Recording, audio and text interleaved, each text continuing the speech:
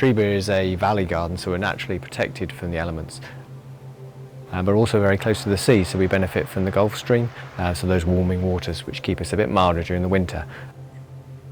So it's a combination of those conditions which mean we can grow plants that you wouldn't necessarily be able to grow elsewhere in the country, things that thrive and do well in this climate.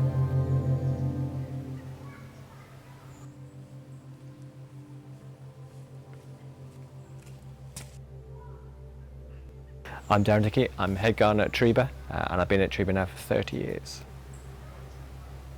I grew up on a farm and we lived with my grandparents. My grandfather was a great gardener, a very keen gardener himself, only an amateur gardener in the garden on the farm. But yeah, I used to help him out with the ornamental and also the veg garden. So yeah, I really can credit my granddad for a lot of my early inspiration.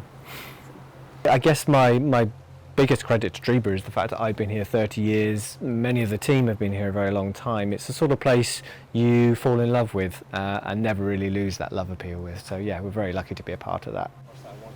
Probably one of my favourite plants, I'd have to say, would be the Magnolia campbellii.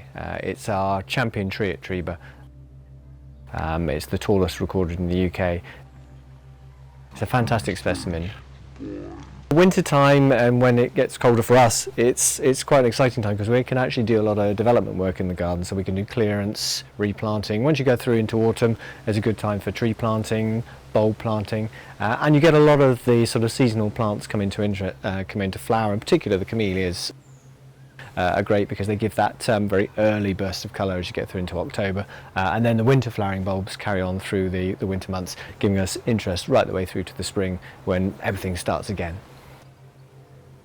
We don't really have too much in the way of problems during the winter. It's more just about unseasonal weather. Wind is one issue. Obviously we've got to be concerned about any storms that come through, so we do lose a few trees or lose branches, so safety is paramount obviously for our visitors.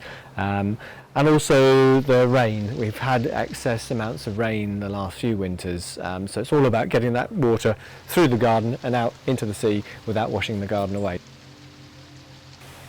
For me, one of the reasons I chose Trebah is the location, the exotic mix of plants that I saw growing here before starting in the garden. And also the opportunity to develop that I could see.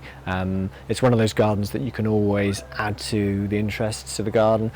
You assess areas, you take things out, you replant, and even the loss of a tree during a storm is very sad, but also it does then give you other opportunities to plant. So I always think of Trebah as that sort of constantly evolving garden that gives us a lot of inspiration to be a part of.